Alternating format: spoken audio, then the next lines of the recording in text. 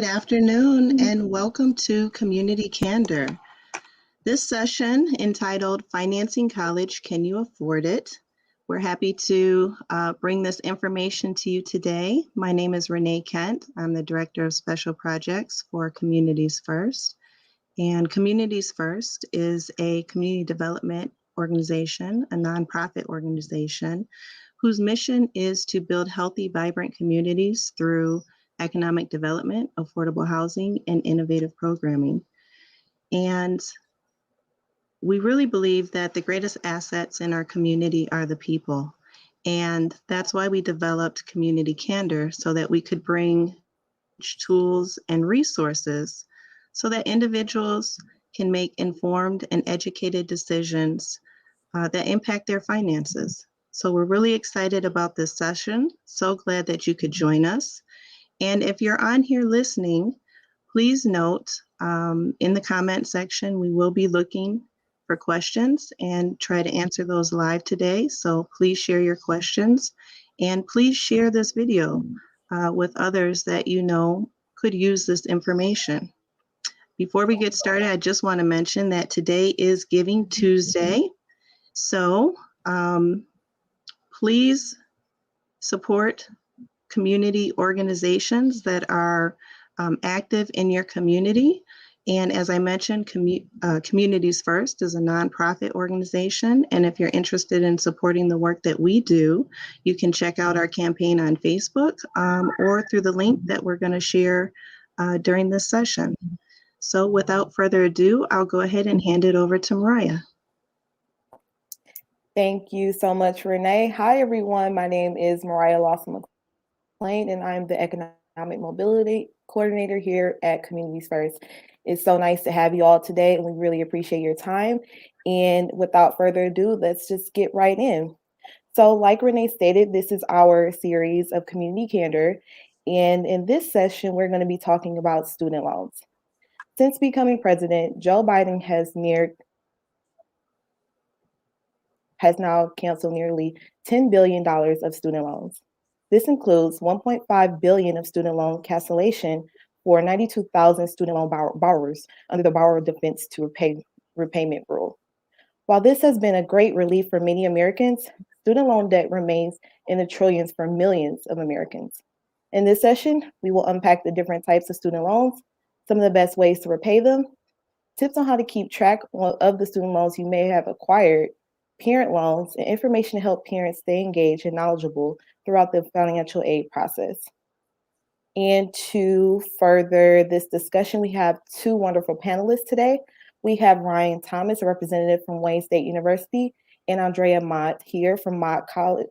Andrea Watkins, I apologize, from Mott College Community College in Flint, here to further this discussion. So I would ask for the panelists to give just a brief introduction of what you do and how you represent the university that you serve. Hello, my name is Andrea Watkins, and I'm actually an assistant director here at Mott Community College in the financial aid department. And I work with the front end or the customer face-to-face with students as well as family, with parents that may have questions and things. So I work more of the front end to help students get their financial aid processed. Hey everyone, Ryan Thomas. I'm Assistant Director of Training at Wayne State in the Financial Aid Office. I'm new to this role. For the past 4 years, I was actually a financial aid officer. So I've been, for the past 4 years, working with students and parents directly and having these discussions about how we can get them more money to pay for college and how we can reduce the financial burden after college by making sure that they graduate with as little debt as possible. Well, thank you both for being here and joining us to share information. The first topic that we're going to cover is just an overview of financial aid. And I remember when I started college, I think the best piece of advice that I received was make sure you make a relationship with somebody in financial aid.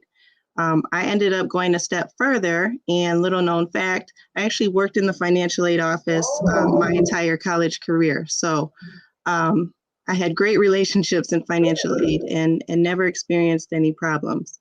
But let's dig into, financial aid. What does that entail? How do you apply for it? Can one of you maybe provide some information on that? And I'll comment briefly too, but it's funny you said what you said, Renee, about making relationships. And I know a lot of times I'll tell parents as well as students, because a lot of times they question, should I allow my student to get a job on campus or work on there to study? I don't want it interfering. And as you mentioned, I'm always telling parents and students, they're not studying all the time. So building relationships are just as important, because the reason why you're at college is you're at college to get that academic side and get set for your career, but you also, it's important to also be able to gain some type of experience. And the more, and when you become working on campus or different offices, you learn meeting people, you're talking to people, and those are the students to me that always, excel more because they have different contexts. So I always say, so it's funny you said it, because I'm always telling people to do that. But for us here at Mott Community College, we always tell students the first thing you do, whether you're getting state aid, whether you're getting federal aid, and sometimes whether you're just going to get, for some schools, they still have you start with the FAFSA, even if you're just planning to get institutional funds. But the first thing you would do is you start with that free application for federal student aid. And you will see everybody calls it the FAFSA. So, that's what you'll always hear, FAFSA, but it's actually the free application for federal student aid. And that begins that process for you. That FAFSA begins that process for you in determining your eligibility for federal funds, which includes grants, loans, and as well as a lot of your state programs require that you have a FAFSA on file before you can get some of your state funds that you're eligible for. If somebody is new, like if you're just graduating or you're deciding you're going to start school this winter, if you look on that site, right now there are actually 2 FAFSAs available. So there's a 21-22 FAFSA that's out there and a 22-23 FAFSA that's available. If you're planning to go to school currently, right now for the winter or the summer, that person is going to do that 21-22 FAFSA. If you're not planning to start school because maybe you're doing it for your student and they're still in high school, then you're going to make sure you get that 2022-23 FAFSA filled out for next academic year. And Ryan will agree with me on this. We tell you to get it filled out as soon as it become available, because the sooner you get that FAFSA in, the more eligibility or funds you might end up qualifying for that we run out of. So we usually try to have you fill that FAFSA out early. And the Department of Education has really helped with that as well, because now what they allow you to do is use prior income FAFSA, as well as they make that following year FAFSA available every October 1. So one of the points that I really always try to make sure everybody knows is that as long as you're in school, you're going to fill out a FAFSA every year. Because some people think, oh, I did the FAFSA, but you did it maybe that year before, so you think you're good from your college career with that one. You're not. Every year, as long as you're in school, you're going to do a FAFSA application for each academic year. So that's a good point to highlight, that preparation is key, and understanding, when those applications come out and when the deadlines are is important. So if you're not planning on going to school until the following year, the following fall, the application actually comes out in the prior year in October. Is that right? Yes. And you want to fill it out as soon as possible, because the funds, the sooner you fill it out, the sooner you have access to certain funds. The later you fill it out, those funds may not be available. Okay. Yep. And so what information goes on this FAFSA? Yeah, I can take that one. I just want to add, I guess, to the last one. Not only filling out the FAFSA early, but making sure that if you know what university you want to apply to, that you apply to that university early. At least for Wayne State, a lot of the grants and scholarships that we award students is more based on the date that we receive the application to the university, rather than just the application for the FAFSA. Although a lot of those grants that we offer students do require you to fill out the FAFSA, but the admissions date is really the main thing that we use. But as far as what's included on the FAFSA, so that's going to be a lot of your personal information. It's going to be, your address, your name, your social security number, date of birth, things like that. One common misconception about the FAFSA is that even though it's an application for federal student loans, it's not a credit check for you, but you do put your social security number on the FAFSA. But some other information you put on there is, really the FAFSA is the financial aid office's way of knowing how much financial need your family has. And by getting that information, we know how much federal student aid we can award you, because some of the federal Pell Grant or the subsidized loans require us to really get a gauge of what your family's financial need is based on the formula that the Department of Education makes. So to determine that, the information that goes on the FAFSA is you and your parents' income. And it's not just from last year, it's from 2 years ago.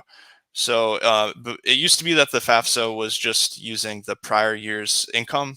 But there were some issues with parents and students, because if you have a business, that can affect how soon you can file taxes, and then maybe you don't have all that information ready for when the FAFSA becomes available. So now just remember that you're using the prior tax year for the FAFSA. So for this current 2021-22 FAFSA, we're using 2019 income information. And then for the 2022-23 FAFSA, we'll be using the 2020 tax information.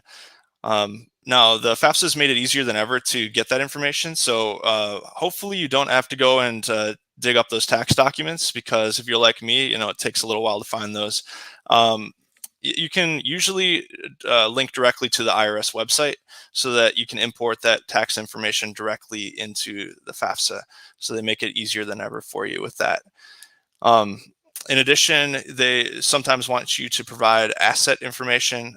This won't require you to, provide any proof of bank statements or things like that, but they just want you to give your current checking and savings account balances, current worth of your investments, and current worth of your business or farm. So those are some other pieces of information. Another key piece of information that definitely determines how much financial aid you can get and what your estimated financial need is how many people are in your household.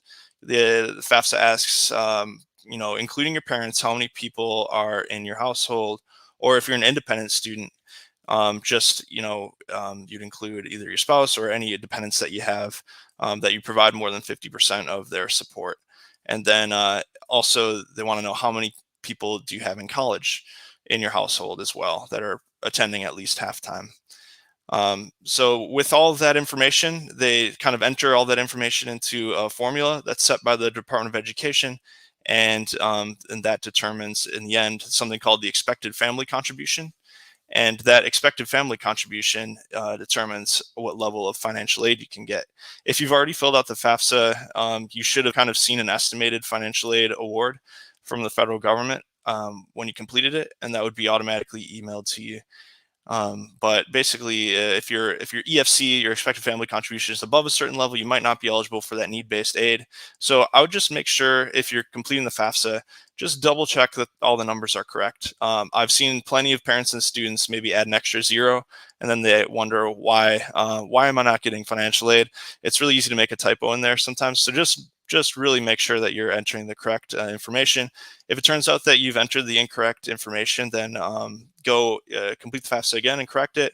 Or if it's maybe too late to do that, or your financial aid office has already used that initial expected family contribution to award you, go talk to your financial aid office, because they might be able to help load in that corrected FAFSA and get the right information so you can get all the aid that you're eligible for. One of the things that I definitely want to say from what Ryan also just mentioned about the FAFSA is that there are times you will have situations as well where, as he mentioned, that we are using prior income. So we know with the pandemic, life happens with different things. So what your income might have been in 2019 and 2018 could be drastically different in 2020 as well as 2021. So the Department of Education understands that there are sometimes these extenuating circumstances that exist. So if you have a situation like that where in 2019, I made $60,000, but, based on less overtime or less working that I'm doing, I'm almost made half of that, in 2020 or 2021. As Ryan mentioned before, you definitely want to contact your financial aid department and let them know so that they're able to possibly override that prior income and have you provide the information for your most recent so that you can be evaluated differently to see if that would increase your eligibility. Great point. So I thank you so much. I just want to highlight a couple of things that I heard that I think are really important, and that's financial aid. It consists of student loans and grants, as well as other types of financial aid, work study, things like that. So, and it's not credit based. So if you have some marks on your credit, that doesn't necessarily impact what you could qualify for in financial aid. So don't be deterred by that. There are hardship exceptions. So if your income has changed, make sure you reach out to the financial aid office. And then also something really important is make sure the information is accurate. Accidents happen, but also don't try to fudge the numbers, because there are checks and FAFSAs are audited, and so you want to make sure you put accurate information in there. And then I heard something about independent and dependent student. Could one of you maybe explain what that means? Yeah, I can do that one. So there are several different circumstances where a student would be considered independent versus dependent. Basically, if you're over the age of 24, then you are automatically considered independent. If you're under the age of 24, then there are several circumstances where you still might be considered independent. And if you're considered independent on the FAFSA, then you don't necessarily have to include your parents' information. That parent information won't be taken into account. The only thing that'll be looked at is you and your spouse's information on the FAFSA, or financial information on the FAFSA. So some other circumstances would be if you're a graduate level student, that would mean you're an independent student. If you have children, then you'd be considered an independent student. If you have a legal dependent other than a child, you'd also be considered an independent student. And then there are other special circumstances that we can take into account. There's something called a dependency override that we can take into account for situations where you're really unable to get your parents' information on the FAFSA, or you have maybe an abusive relationship with your parents where you're supporting yourself and they're not providing financial support for you. That would be a circumstance that unfortunately you usually need to provide documentation for to the financial aid office. And that is usually would be including third-party documentation, so we can prove that you are so someone can attest to the situation and that we can consider you independent. And also unaccompanied homeless youth is another form of an independent level appeal. Am I missing any, Andrea? The only other thing that I might comment, no, that's yeah, I definitely wanted you to mention the homeless one and things like that. The only other thing I would mention in regards to that independent, dependent is a lot of times parents of dependent students will have the questions that they'll ask us, well, I'm separated or I'm divorced from that other parent. Do I have to get their income and their income to put on that student's FAFSA application? And in those situations, what I always try to tell parents, if that student is dependent, it is the household that student is residing 1%. That's what I tell. So you only have to use that parent's income information.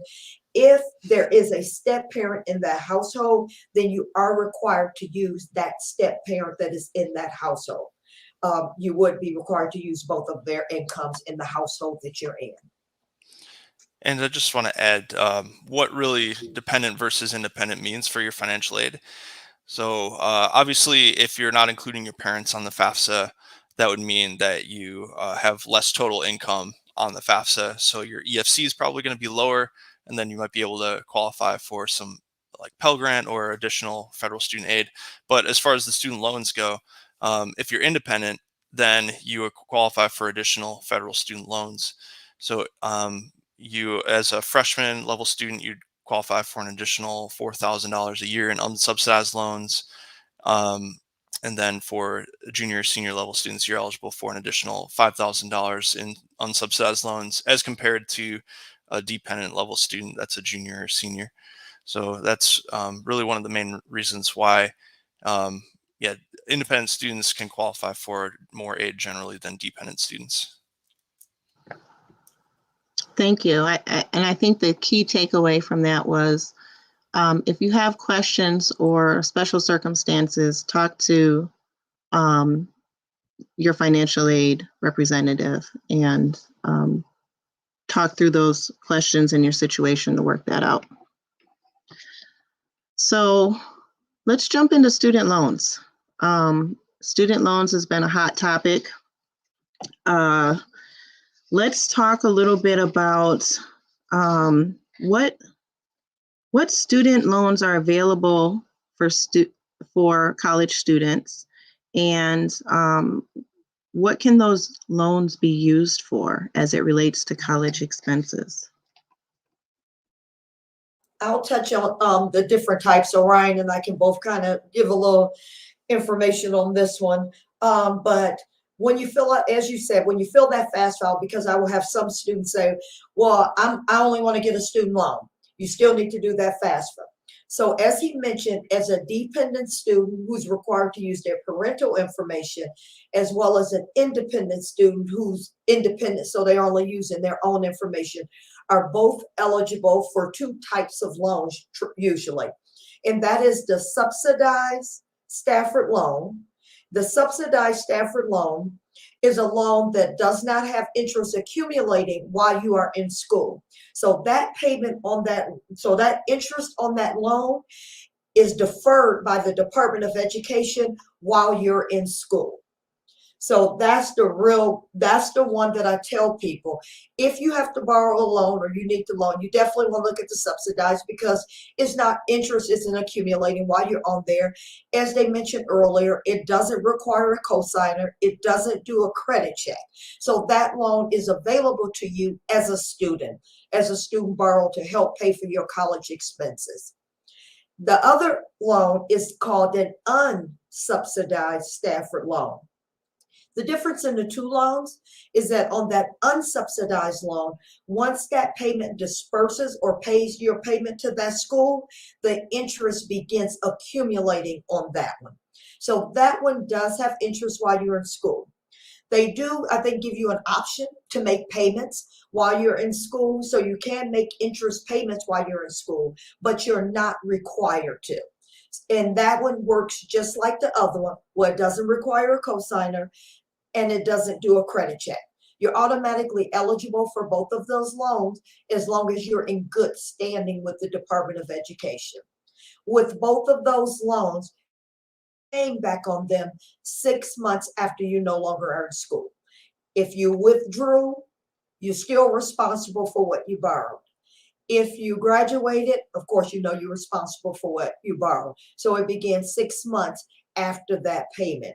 Another loan that is available to that dependent, as Ryan mentioned before, the dependent eligibility is a little less than the independent students, what they're able to actually borrow. So in those cases, because of that, the Department of Education offers a parent loan, which you would see called the PLUS loan.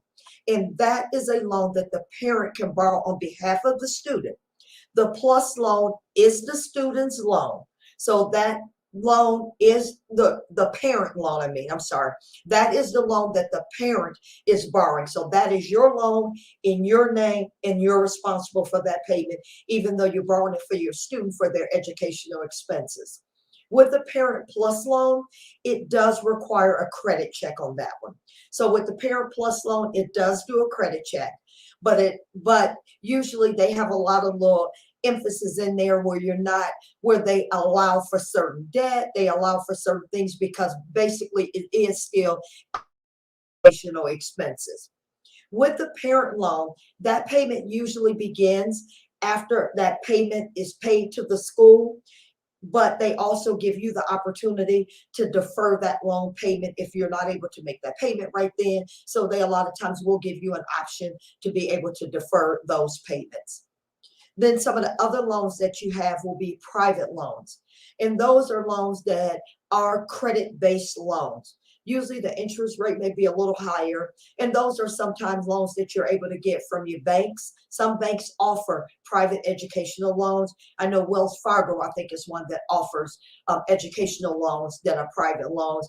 Sallie Mae have some educational private loans, but those loans are based on credit. The interest rate is a little higher, but a lot of times some programs are more costly and need that additional funding, especially some of the independent students or their programs. Yeah, you covered a lot there. I guess what I would add is so the subsidized and unsubsidized loans. There's an undergraduate level for that, and then there's a graduate level for that, and there are also different lifetime loan limits that you can borrow. So the undergraduate level, usually the limit allows for a student to borrow kind of like the maximum loan amount for maybe 5 to 6 years of study. So definitely want to make sure that you're trying to complete, a bachelor's degree within that time frame, so that you're not running into the limit for the direct loans. Now, at the graduate level, you're not eligible for subsidized loans anymore. You're only eligible for unsubsidized loans, and the graduate level unsubsidized loan rate is just a little higher than for the undergraduate level, usually about 1.5% higher from what we've seen. And then also at the graduate level, you can receive a higher loan limit per year, and you also receive a higher limit overall for your lifetime. And if that loan limit per year isn't enough at the graduate level for the unsubsidized loan, which you still qualify for that through the FAFSA, then you can apply for a Grad Plus loan. So there's not only the Parent Plus loan, but there's also the Grad Plus loan, and that can help with graduate school expenses, because graduate school tuition rates are higher than undergraduate tuition rates, and sometimes you need to borrow more for that. Also, at the graduate level, generally, it's less possible to kind of work at the same time that you're attending school. So what the federal government allows for is a part of aid can be used for personal expenses, not just paying directly for tuition and fees. So if you're kind of living on your own, you're paying rent or a mortgage, and you need the money for living expenses, maybe transportation expenses, other things that really are essential to allow you to be able to attend classes, you can receive financial aid in excess of your tuition and fees charges, and then receive that excess money back as a refund to help pay for those personal expenses, so that you can continue to attend school and graduate. What I really recommend, though, is that if you can manage it, don't borrow more than your tuition and fees, because you're going to be graduating with more debt, and more debt means more monthly interest is accruing on that overall balance, and it's just going to be harder, and it's going to take a longer time to pay that off in the end. So if you can at all manage it, maybe before you consider going to grad school, try to save up some money for personal expenses, so that you don't have to borrow and pay for those expenses through a loan, because that's just really going to come back to bite you in the long run as far as interest is concerned. But it is there. Right now, there isn't actually a limit on how much plus loan funding you can borrow.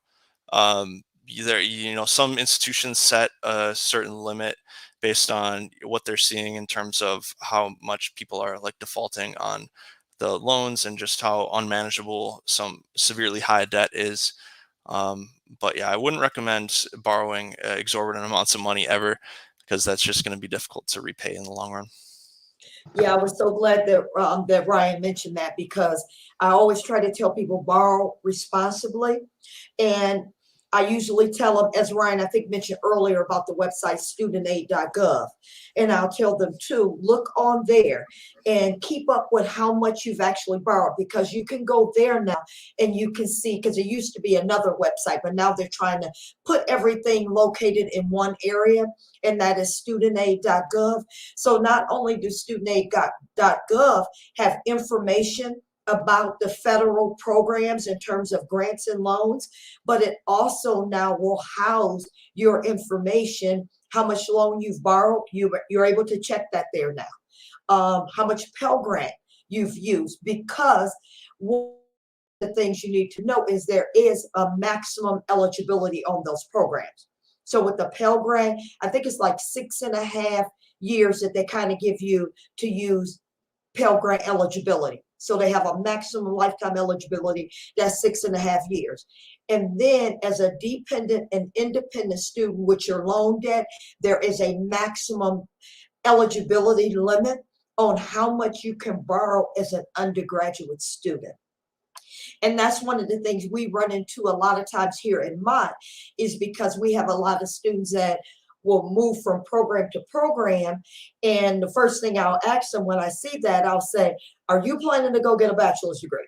And the reason I ask that is because if they are, I don't want you using all of your Pell Grant eligibility here, and then you go to undergrad, work on your bachelor's degree, and you don't have any more Pell Grant eligibility.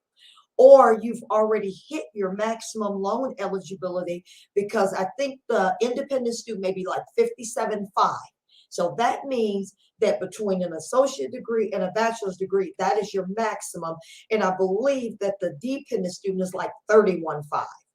So that means once you hit that 31.5, you can't, even if you haven't gotten your bachelor's degree, you cannot borrow any money until you bring that down, until you start paying, free up some, so that now you can start borrowing again. So like Ryan was saying, you want to definitely borrow responsibly when you're borrowing, and you want to always be able to look and see where you're at in your grant usage, as well as where you're at in your loan usage, so that way you always see it. And then also you want to look, when you look at your loan usage, you want to go on those charts that they'll provide you and see how much would my payment be. So right now I've borrowed $10,000. If I graduate this next month or next academic year, how much would my payment be with that type of debt? So you want to always stay on top of how much you've borrowed and how much a payment would be. And I saw one other question out there. No, they discontinued the Perkins Loan Program.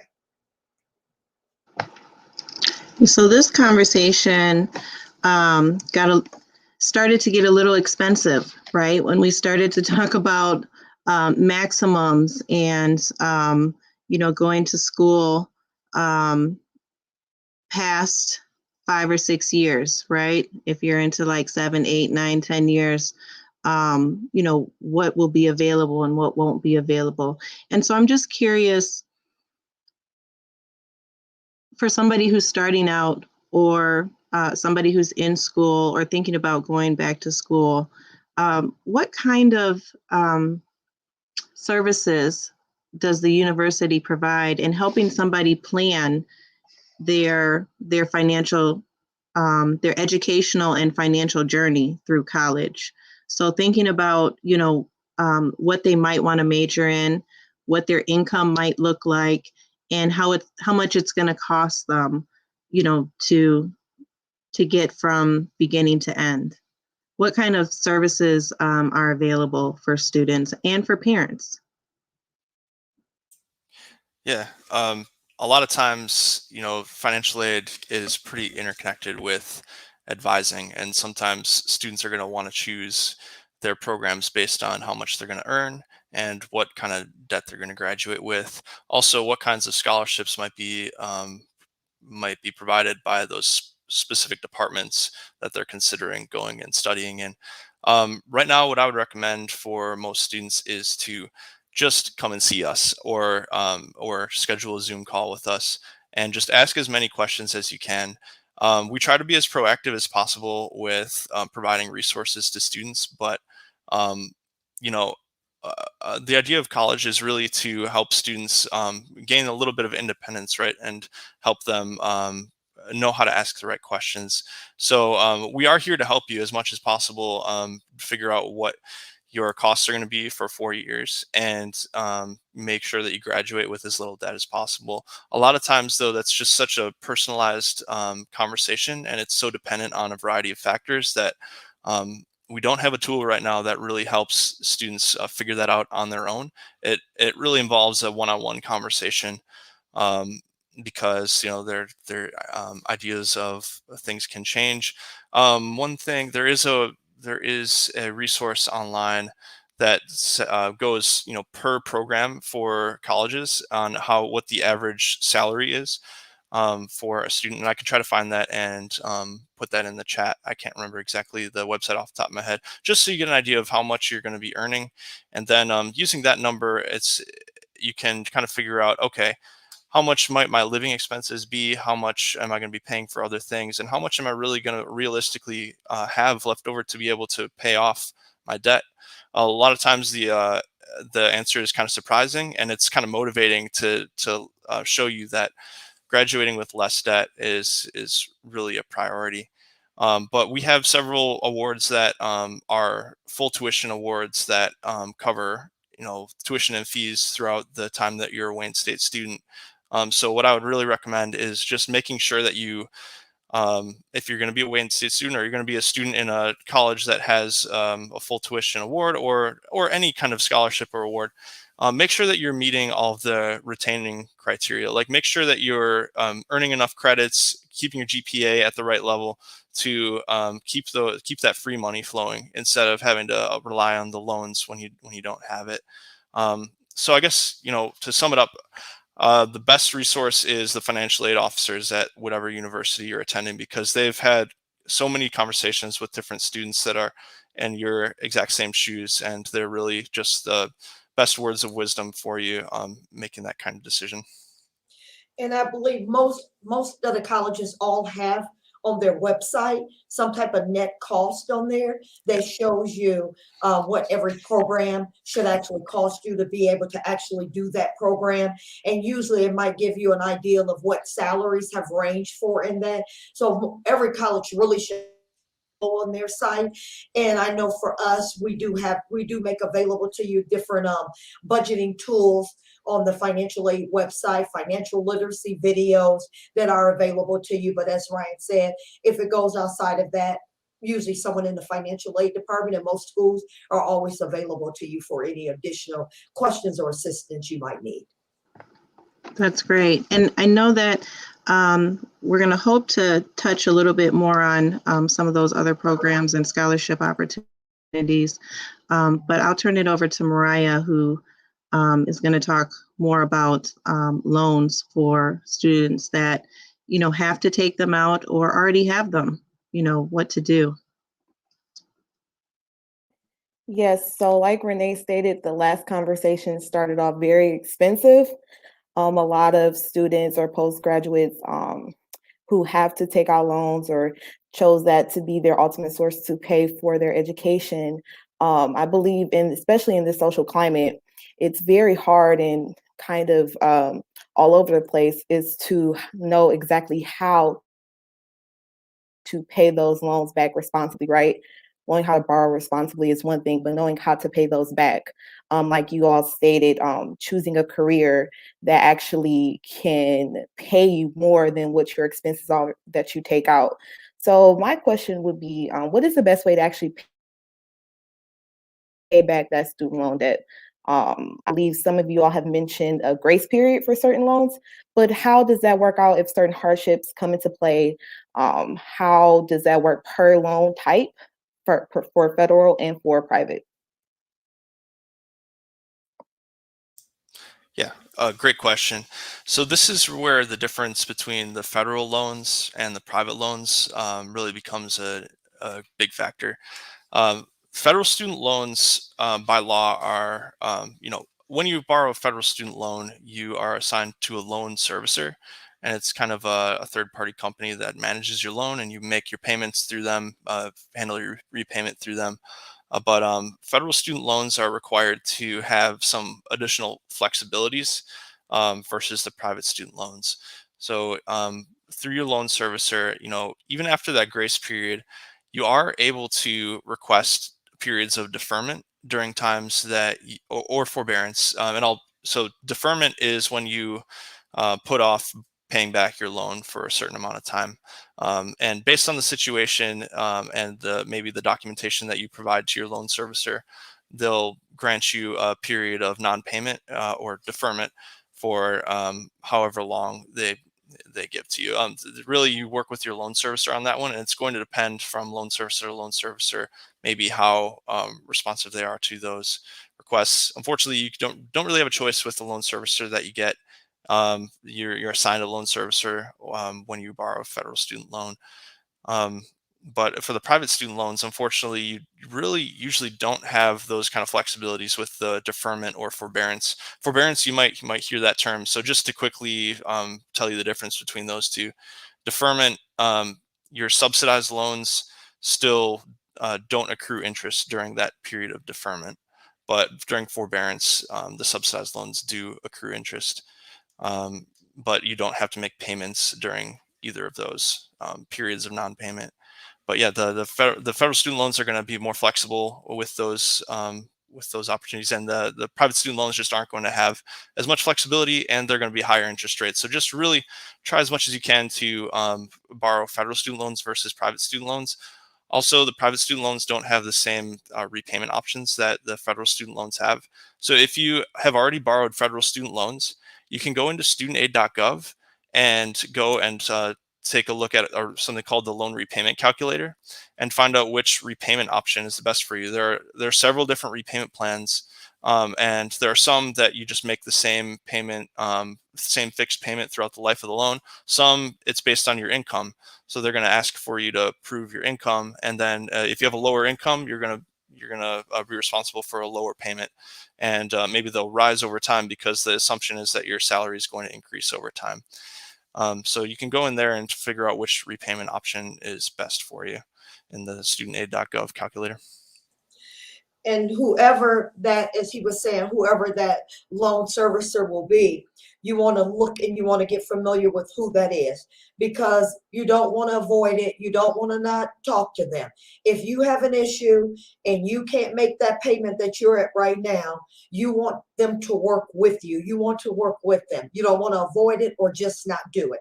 And the reason I say that, because like Ryan just mentioned, there are so many options available to you. There are options available, as he said, to defer the loan where there's no payment. There's to you where you do a repayment plan that might not even have you make a payment for a while, or they give you a lower payment and bring that payment up. So it's never no reason for that loan to go into a default status of non-payment or non-action to it, because there are just so many alternatives available to you. They don't want you defaulting. They want to work with you. And defaulting is when they have not been able to reach you. You've not made any payments. So now that loan is affecting your credit. It's going to affect your financial aid. If you have a loan that go into default, guess what? You can't get financial aid nowhere, grants, nor any of the loans until that is resolved. You're waiting for that IRS refund. Guess what? It can get confiscated, because your student loan, that's a federal student loan, is in default. So it's very important that you stay in contact with that loan servicer. They're there to help you. They're not there just to be like a collection agency or give you a hard time. They want to help you, and they want to keep that loan in good standing for you. So it sounds like really communication between your servicer and yourself is the best way to not default or have any type of delinquencies, because it can affect other aspects. So maybe getting a car after you graduate or trying to get that next new home. Those are things that will show up that can prevent yourself. And also, if you're even planning to go back to school, those are responsibilities that you carry from your prior educational background to the next step. And it sounds like if you don't take care of those, it's not something that can go away. It's always going to be there. And that's the part of knowing how to borrow responsibly and be able to take on those, even though they may seem great or maybe seem as something that you can't pay back, or it just seems like a big thing to tackle. It is something that you can manage if you do it responsibly, and knowing how to, reach out if you need that help. A lot of people are maybe be first generation, or this is their first time experiencing this, so they may not know exactly where to go. And it sounds like if you just have those conversations and make those relationships, that you can in fact know how to do it in the best way possible. So then you're not halting any other area of your life. So, just speaking of different hardships, what are some situations that you could qualify for deferment or a forbearance, if any? Usually unemployment is one that definitely comes to mind. If you're unemployed, you could get one. If you've graduated or you didn't graduate, but now you're back in school, you're eligible to apply for in-school deferment because you're back in school. So those are two that definitely comes to mind. Or as I said, with all the repayment plans that Ryan had mentioned, there are those two where you're kind of, if you're just making a low income and not making a lot of money, where they'll ask you to submit that income information into them to determine how much of a payment you actually can afford, because maybe your income is just not that high right now. And then there's the ones for people that's in public service as well. So there's some programs for public service type employees that also can apply for some type of forgiveness to have a portion of their loans over time canceled out. Yeah. One example of that would be like AmeriCorps. If you do a service term with AmeriCorps, you get an educational award at the end, and that can help repay your loans. So yeah, just if you're not making enough money to make payments, usually that's going to be the option that you select if you're on your loan servicer's website and you want to request a deferment. Because unfortunately, it's not really up to us. Even though you saw that salary for your career, sometimes those jobs just aren't available right after you graduate. It takes a little bit more time, maybe than the 6-month grace period, to find that gainful employment and really be able to start repaying your loans. Yes, and I think especially with the notion of the student loan payment pause that's going to end on January 31st, 2022, if I'm not mistaken, a lot of people were able to use that as a relief, especially during this time, to maybe allocate those funds to other things. So maybe catching up on your mortgage, or paying off other loans. So how do you all think that this notion set in place to have students defer their payments, how is that going to affect the economic climate past January 31st, 2022? And as a college, a lot of us are concerned because most students have been able to go, it'll be almost 2 years with non-payment and not having to really do much. It's just been on hold for you. So a lot of us are becoming concerned with that, because the payment will begin. And not just that they haven't had a payment for almost 2 years, but as we mentioned earlier about these loan servicers, some of them are pulling out and they're no longer going to be participating in the Department of Education program. So some of the students are already up under them, but now they'll be pulling out. So that is concerning, because what we're telling students right now is hopefully they're starting to get communication if a new loan servicer has been assigned to them. The next thing we're telling people is check your debt. Go on that studentaid.gov, see how much you owe and see what interest rate you're at. See if you're in a program. And the reason for that is because we don't know how well this transition is going to go. So it's not even just the payments, but we're concerned with these new loan servicers that's going to be assigned, and that information getting to them correctly and them having your correct information. So right now, one of the biggest things, like I said, we're telling people is check it, make sure you have your correct information is there. So if you're being reassigned, you can make sure that the information, that new loan servicer has correct information. But just like before, if you're, even though it may be ending, that they've blanketed, if you're still in a situation, because we know this climate is not going to end yet. We're going to still be in a pandemic upcoming next year. They may end up extending it, but if not, some people are still in that same situation. So whoever that new lender is, you want to contact them with what options am I available for now, since that has ended, because I'm still not back where I was 2 years ago, or never got to get that on track, because as soon as I graduated, economy plummeted, things shut down. I wasn't never able to get on my feet, and I'm still not fully on it. So you want to make sure that you get in contact with that lender if you are in a situation, and with some of those options that Ryan had mentioned earlier. Yeah, I agree. That's the number one thing, is just be aware of the debt that you have and be ready. But you can't really count on that pause on student loan repayment continuing or being extended. I know that we've experienced like 3 or 4 times where we've had a time that where we were told, oh, student loan repayment is going to go back into effect, and then it's extended again because unfortunately this pandemic just won't end.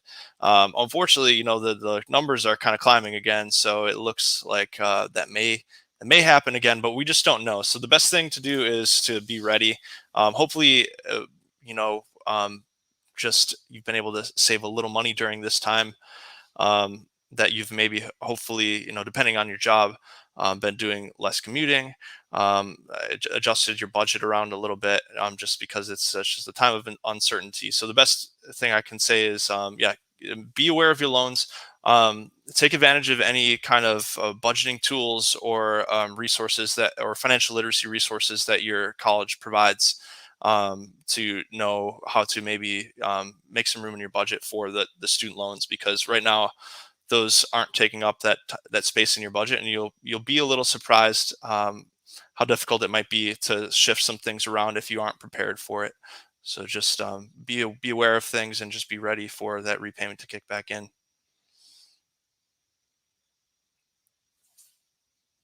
Yes, I think even one of my coworkers, she is happily took advantage of the um, deferment of the last 2 years, and her issue now was that I've lived my life 2 years using that money to pay back other things, and I've gone to school twice, and I'm still a young professional, so I really don't have that space anymore to use that money to pay those loans back, to allocate for the new what I have to do now if it's not pushed back or extended. And so I think that that's like not even a thing for one person. I think it's a worry of a lot of people. So I think that's really important to talk about, because if it's not extended, then what other resources are out there? A lot of universities may not have certain resources to even speak to students about where to go, where are their next steps. So I think that's even important for us to talk about, is if a certain university doesn't have the resources, or they don't have the things into play to talk to their students about budgeting tips, or to go, or how to pay those things off responsibly, where else can someone go in order to get that information? Well, the studentaid.gov itself, the same site that you file the FAFSA, that you keep up with your total federal student loan debt, does have some resources. They do have some budgeting resources available. Outside of the federal student aid resources, I can't really speak to any other kinds of budgeting kind of advice. I would say, I would only really trust the advice from a certified financial advisor in that kind of situation. They're really the ones that are going to be able to speak with you about your specific financial situation, but you can always find really good financial advice through several different news outlets, but mainly through the studentaid.gov. The Consumer Financial Protection Bureau also has a lot of really good financial literacy resources on their website too. So I would definitely check those out. Those are the main two sources that I know about. So to just wrap up, just everything that we've talked about today, I think the main key points that we can pull apart is to just have a conversation with someone in that financial aid department, no matter how you feel your questions won't be answered or you don't know where to start. That seems to be the starting point to where and how you find out information as far as what type of loans are out there. It looks like there's a lot of different avenues you can go towards. Federal, unsub, sub. Unfortunately, that was not my experience. I was able to graduate not owing anyone anything. So even just hearing you all talk about this was definitely a learning point to myself in helping some of my family members or coworkers or things like that I run into that know my story, and I'm able to help them just get some of this information because it is quite difficult. So knowing where to go for those resources, to how to pay things back, knowing that, again, it will not go away. It follows you, and it can affect things like your credit, your ability to get scholarships in the future or loan packages in the future. It can affect things that are far past just your educational journey. So just making sure to not run away from those responsibilities and to know exactly what you're borrowing. Going to studentaid.gov, if I'm not mistaken, to use their trackers in order to know what type of loan you have, either federal or private, knowing your servicers, so being into contact with them, and knowing that there are people in place to actually help you throughout this process. You don't really have to go through this thinking that you have to have all the answers or know everything about just your package in general, right? There are people there to help explain that to you. So if there are any other final points that anyone wants to make, we are happy to while we're going through our. Yeah, if just thanks for having me. It's been really nice talking about this. If you're considering, being a student or going into college, I would say just shop around a little bit, get your documents and like FAFSA done as soon as possible. Just see what different universities offer the most money for you, so that you can graduate with as little debt as possible. More and more universities are offering like tuition pledge programs, where if you meet the certain requirements and graduate and are on track to graduate in 4 years, depending on your income level, then you are able to graduate debt free, hopefully. And if you already graduated, or if you already have some student debt, definitely just keep on top of things, and don't hesitate to reach out if you need help.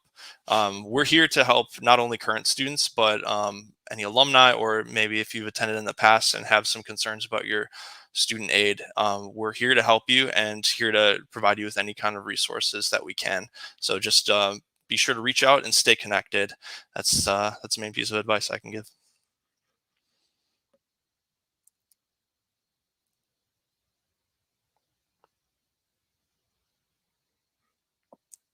Okay, if that is all the final points that we have and takeaways, I would like to say thank you so much to our panelists for joining us today in this conversation.